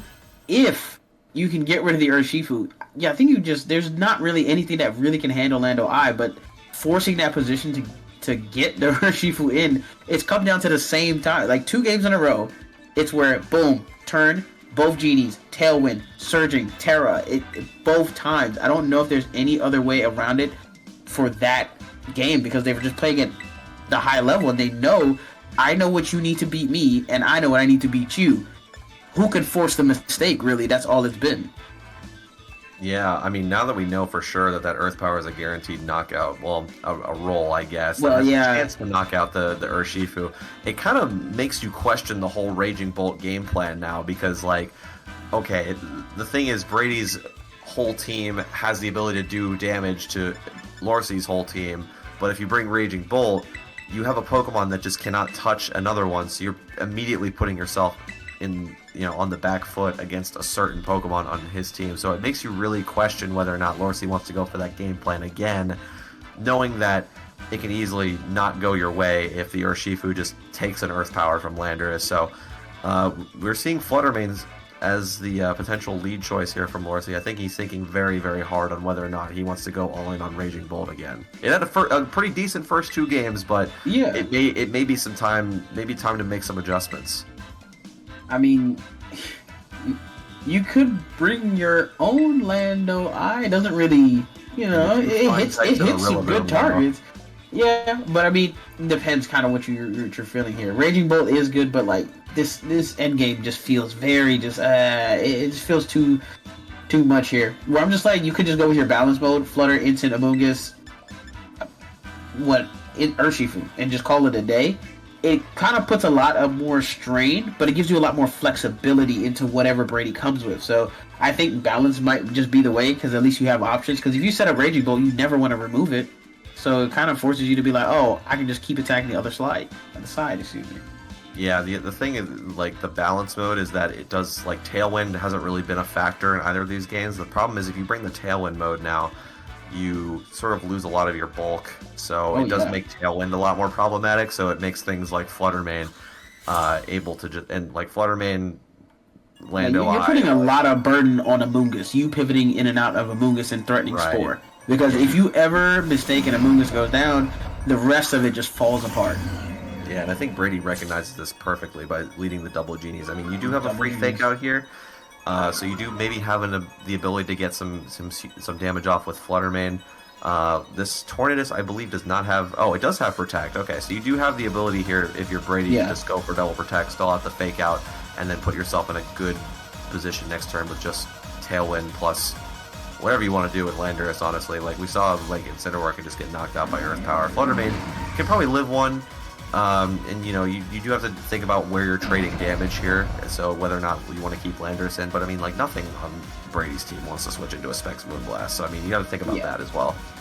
This is such a tough play, because this turn 1, in most cases, it's always like, okay, yeah, just simple double protect, but in this level, it's like, do you really double protect here? Because you don't necessarily want to give up free positioning here. As we see Rillaboom switch in for the Lando I. Now, this is a fake out into that protect. This is potentially just a Moonblast into that slide. You can take that no problem, and then you can Tailwind. You have a lot more options, and it is a protector on Tornadus. So the question is, did Lorsi go for a fake out or opt to go for something else? And it's what it is. Yeah, maybe also calling the fact that Lorsi wouldn't click Moonblast into a potential Terra. Yeah, there's a Shadow Ball, actually. Yeah, potentially calling out that Lorsi wouldn't go for a Moonblast into a Landorus that has the potential to Terra Poison. So I also really like that switch in for Rillaboom, just calling out the fact that Lorsi wasn't going to click his strongest move there, and Rillaboom able to take Shadow Ball much, much better than the Landorus would have. As we saw in some previous games, we know how much that does even without the choice specs. So now another fake out on board. You can fake out the Incineroar, just protect yourself some damage here, as Tornadus can just kind of do whatever it wants. Leaf and Storm, yeah, being a good move to click there. Brady once again calling out Lorsi for doing another defensive play there. or just another call out in general, just being like, hey, you're not going to stay in with Flutter Mane because it's under pressure by Rillaboom just being Woodhammer. Yeah, exactly. Yeah, so I mean, like, just making another great call there and catching the Amoonguss in on the Bleakwind Storm, and Rillaboom not clicking a single attacking move here. Doesn't even need to. Just needs to click the U-turn button. And now we're in a position where good snarl. Genies are in. The snarl play does make things a little bit more complicated now because you do have two, Pokemon that you were relying on doing a lot of special attack damage. Now, you have to rethink some calculations here. I mean, Bleakwind plus Earth Power, I guess it's close if you want to try and risk that into a Amoonguss to try and prevent any spores from coming out. I mean, the thing is, I think you have to just go for the redirection here and then potentially go for another snarl just so you can force these two hitters out, especially Lando I, because even though at -1 with sheer force and life orb, it still does a lot of damage. You just need to comfortably be able to switch into some damage where Urshifu can potentially come in here, or you can get Flutter Mane back in and this Tornadus has to go. That's the one thing I don't think Lorsi can leave here too long, because just the fact that Brady's able to just, I can keep hitting Bleakwinds until I'm ready for a Tailwind is not a good thing to have. So I think eventually he's going to have to probably go into it as we see Lando I switch out. So this is a good turn because... Flare Blitz into Rillaboom? There's no way. He clicked Flare Blitz, he spored Flare Blitz, so he covered the switch into Rillaboom, and he clicked Flare Blitz into that slot. I was kind of agreeing with you, saying, like, oh yeah, this Tornadus needs to be dealt with, so I thought, like, Spore might come out into the slot. And I think Brady, what he was thinking is that, like, oh, this Amoonguss might Terra Water to try and live Bleakwind and Earth Power. But Lorsi, thinking that Brady was going to bring the Rillaboom back in, thinking that to punish the Terra Water Amoonguss, calls the Rillaboom to switch back into that slot. And that's a KO with the Flare Blitz. And you get a Spore here? That's actually huge. Yeah, because with the KO on the Rillaboom, that now redirects the Spore into the other slot, so you do end up getting the Spore on the Tornadus. What a great play from Lorsi there. I didn't even see it come up as I was going through my explanation. I was like, wait, Flare Blitz? Amazing. But there's an Orlando Eye there. Like, it never crossed my mind to just be like, oh, a defensive play here. But capitalizing off it and getting a Spore, so now you're in a really great position. Because Terra Water here, you can go for another Snarl, you can redirect. But we do see Flutter Mane come in, but still, Amoonguss in a much better spot here. This is the balance. If you're willing to go there, it can give you the tools you need. I mean, that, the awkward part about Amoonguss not being a poison type anymore is you kind of just gave up your only Specs Moonblast resist. So, I mean, like, it's not the best could just snarl here. You could snarl. I mean, also, that play was incredibly risky, right? Because, Earth Power could have just gone into Incineroar and you could have just blown it up. Yeah, and, absolutely. Amoonguss could have protected there. There was a lot that went into that play, but still, Lorsi got it right. But, like I said, there is no resist now for the Terra Fairy Specs Moonblast that could be coming out, or Dazzling Gleam if you want to, just be safe. Oh, this is gonna hurt. It is gonna hurt a lot, and with the possibility of Tailwind still being in play, it doesn't even make Urshifu that safe in the long run. But I mean, here we go. We have the Terra Fairy Specs Moonblast into the Amoonguss. Yeah, that's an easy knockout here. But the thing is, you are leaving Incineroar here alone, so you're giving it an opportunity to click an attack move into either one of these two to potentially set up a KO in the back with something like Urshifu's Aqua Jet, or just getting some damage down, or you get a Snarl off and you can reduce some of the damage output so Flutter Mane isn't able to completely just kind of wreck the rest of the team in the back. It also kind of makes Flutter Mane in the back for Lorsi a lot better here, because now you're not fearing Shadow Ball, and you're also dealing with a Flutter Mane that's at -1. But I mean, the Dazzling Gleam is still going to hurt. But this Incineroar is Assault Vest, so maybe that one Snarl will change whether or not this Incineroar is able to hang around for another turn. Yeah, I really like there's always been a debate, kind of like on Incin, what is the best 4 moves you want? You're always going to have Flare Blitz, and you're always going to have Fake Out. Now, everybody's always kind of like, oh, Knockoff is back, Snarl is back, and then always, like, really, you want to tailor your Incin to your team, and this is a perfect example of that, where Snarl you wouldn't run on other teams, but here, it fits perfectly. Because you really need to, like, kind of mitigate some damage so you can make more switches on balance teams. So this is a perfect one right here, and a good showcase of Snarl on Incin. As Urshifu is here, we have taken a turn of Sleep. Now, the interesting thing is, do you just continue to go for damage? Or do you just U-turn here? Because Incin doesn't really want to stick around. You want to always come back and bring Fake Out for later, and things like that. But you just kind of need to keep mitigating damage versus these special attackers, because even Lando I have his switches and you want to get a snarl. Ugh. Wow, that's great. huge. Yeah, because I think what Lorcy was relying on there is that, without Brady's last Pokemon is Landorus, so there's no Surging Strike switch in, but now since Tornadus woke up, yeah, it was able to get the Tailwind off, making Flutter Mane faster than it, and that's a KO, and that's probably going to be the game for Brady Smith there. That's tough. Because, yeah, exactly. Went for a U-turn here. If that didn't go through, would have been able to get the Surging Strikes off. I mean, but Fluttermane is a great Pokemon. It's just going to have to do a lot of heavy lifting, and I don't know if it can really do that, even with Instant by its side. Now that Lando Eyes in the back, and of course Tailwind is up, this gets really, really dicey, because now you just spam Bleak Wind, you spam damage until you can't anymore, and I don't know. Instant's kind of on its last leg, it's trying to do as much as it can, Flutter's full attack, but that's a lot to ask for. Yeah, I think you have some pretty solid leeway if you're Brady to just pivot out the Flutter Mane here, or, Tornadus, like one of these Pokemon, just so you can reset the special attack drop on Flutter Mane, and just make sure you have. Honestly, you don't even need to switch in the Landorus here. I mean, like Landorus being in the back and Tailwind, yeah, you can just kind of afford to let one of these guys go, and set yourself up in a position where you have Flutter Mane and Landorus under Tailwind, which can, none of these Pokemon have Protect, so Earth Power, Moonblast, whatever you want to click. If you want to get rid of Flutter Mane so you don't have to take 2 strong attacks in a row. Bleak Wind Dodge is going to be nice on the Flutter Mane, just make sure you don't take any of that unnecessary chip damage. Doesn't do any damage after the -2 from Snarl, as Dazzling Gleam comes out. Does a good chunk for both of these. But you need more than that. Yeah, but I mean, so you're kind of in an awkward position if you're Brady, right? Because you can't knock out Flutter Mane with these two. That Dazzling didn't do too much, so you can take another. So as long as you KO KO's Torn from here. That Gleam will KO Torn from here. So recognizing that, going to Protect. Maybe just trying to put himself in a position where he just gets Landorus in. Yeah, I think you have to. Yeah, you have to get Lando in. Yeah, I mean, you can just click Terra Fairy Moonblast into Flutter Mane. That's still a very solid 2-hit KO, yeah. And I think what Brady's trying to set up here is that hopefully maybe trying to knock out Flutter Mane so you can kind of just have a free switch into Landorus here. Yep.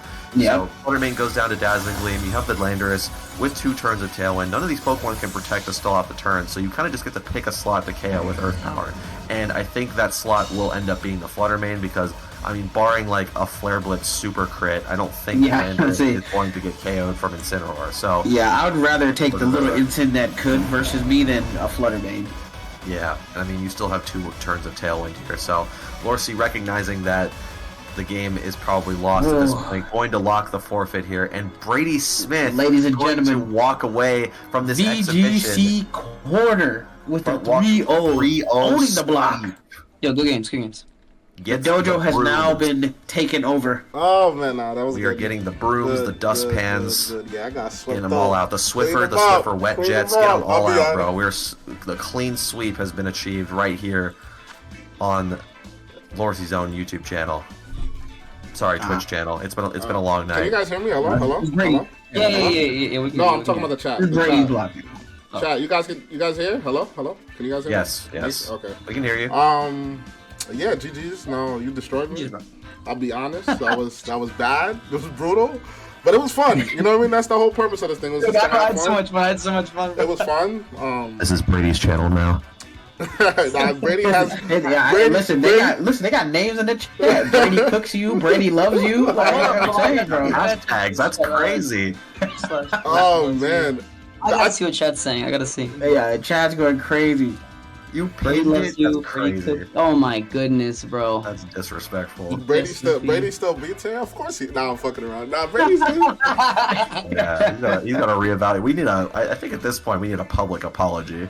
Yeah, nah. I mean, like I said, he wasn't playing. You know, that's why I stated what I stated. I knew he's a good player. I always said Brady was a good player. I would never take that away from him. Definitely showed that he's better than me tonight. If I lose 3 sets in a row with 3 different teams, then I gotta give credit. I gotta All I'm give saying, credit. on tier list, you were S tier. You were S tier, bro. So I guess that means we're both S tier then. Nah, I mean I put myself S tier just to put myself S tier, like, cause I should feel as though I'm S tier. You know what I'm trying to say? But Yeah, I got you. nah, for real shit, like this was fun. Okay, so let's break that down. First of all, thank you so much for the games. Thank you for, so much for inviting me on here.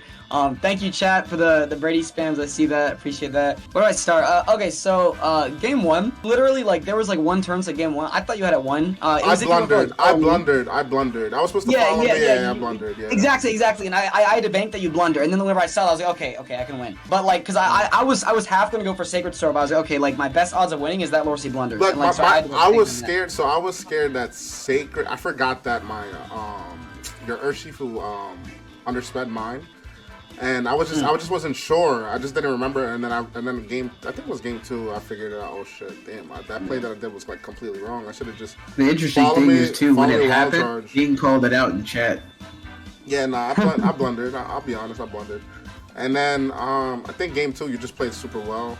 I was supposed to Thank bring you. King Gambit in the matchup, but I just didn't know. Like, I never played the team before. Like, I just got the 2 teams that I played first. I never played before, but the 3rd team I've been using on stream, so I felt comfortable with that one. So I just wasn't sure, like, how do I position Gambit in the game. But like now looking back on it, right? Like, I was like even if you bring Pow or if you bring whatever, and you force Terra on my King Gambit, I don't give a shit. You know what I mean? I don't care. Like, Yeah. I just play through it as I have redirection and I have other options to kind of hit you, right? So. Yeah, that 2-0 was clean. Then the Parish Trap, I had to figure out on the fly because I'm like, what the do I do against this? You know what I mean? So game 1, Right. I completely lost, and then game 2, I You took me figured. turn 1, dude. I was so Yeah. close to Terra watering and parting shotting, but I didn't do it. And then you got me. I was like, okay, whatever. Like, you got this one. And then game 3, you just cooked me turn 1. Like I just played defensively and I got cooked, and you brought it down. I could like smell the ogre pawn coming in because like you don't want to get spored, right? So I was like, okay, now's my chance. Now I'm gonna just like go for the Parish and like like. Yeah, turn no, one, that like, was fire. That was fire. That was fire. Thank you. I was like, damn, Yo, I lost. Let's talk about set 3. Okay, so Raging Bolt. What are your thoughts on it? Be honest. Nah, that's still my. Brady's doing our jobs for us. That's crazy. That's still my goal, but my set. So the set that I was using was the one I've just been using since like the start of the format. The double Right. electric. Now, if I had Dragon Pulse in that matchup, I think it would have went very much differently, and you would have to play differently. I think Yes, a little yes. bit. You know what I mean? So I just used, like I said, I just used what I was comfortable with, and I was like, all right. I was like, worst case scenario, I could pull off one game with one team and then play with my comfort on the 3rd game if case be, but obviously that didn't happen. You know. One more thing. What is the spread on that Urshifu? Because you I don't- lived in Earth Power. I don't even know. Let me double check. The number's right in front of you. What? Yeah, we kept having to like we asking chat, somebody pull up calcs, and it was like it's a roll. We even got a couple people going. Bully, I pulled up one. We were just like trying to figure it I out. knew for a fact it was not guaranteed because like your Scarf Urshis, like you want speed, you want Yeah, attack. I no. Like, I was like, knew for sure it was a roll, but I just had to play. Like I was always in a scenario where I had to play for it, and then I was thinking in my head, I'm like, bro, like why am I bringing Raging Bolt? Like I need it. I need it. content. No, not content. I need it, but like at the same time, like Lando just kind of just sits comfortably. You know what I mean? Like Yeah, it's that's just why I so was glad you annoying. said the calm line because I was like, all right, it doesn't really matter. But you you know, know I'm just gonna what? just, like, But let you it do know it. what too? Like I was forcing a position where I could double tap Lando I if like you don't if like there's a board where your sub is not set up and I have Ursh out and there's no Tailwind up, right? I could force Yeah. a play where I could force you to Terra, or if you don't Terra, then Certain Strike just KOs you and Thunderclap. You can hit it. Thunderclap. I was like aware of that. Like that was like why I kept like positioning like my Rillaboom / like Tornadus, like getting up like the tailwind like the exact turn. Like I got a little bit lucky with like that one turn wake, but for what it's worth, this fluttering spread always survives a surging strikes. So I felt very comfortable with that, about that. But I it's figured, like you know, I figured as much though. I figured. yeah. I figured, but no, it was good. That was good. I mean, look, I had fun. I'm not gonna lie. Even though like it's upsetting losing like that, of course, right? It's not gonna feel good. But no. I got cooked. No. You got. This is I would say I had a tweet ready. I keep it a buck. I keep but- it a buck. I don't sugarcoat nothing. I definitely got cooked, but I think that this right here opens up a path to more stuff like this because it's fun seeing people. Yeah, I was about to say, bro. This is it. This is the lane. This is fun. I mean, Like, I don't know how many viewers. Lurcy I don't versus, know- bro. I don't want to say Lorcy's versus because I would if this were to come again, I don't think I would want to play. I would want 2 other people to play probably, and it doesn't even have to be featured on my channel. want there to be content out there for people to watch or see, so that people can learn or whatever the case may be, or people can judge how people play. Now, listen, somebody's got to be the catalyst, and it might as well be you. Start it here, and then once it picks up, you can let other people do it. But right now, you're catalyst, and everybody loved this, so you got to keep it pushing. You got to keep it moving. Mercy, man, shout out to you. I appreciate you running this and making me money. This was good. That's all I got to say. I'm out. Appreciate the commentators. Appreciate everybody being here. You guys take care. Have a good night. Good morning, wherever you are. See ya.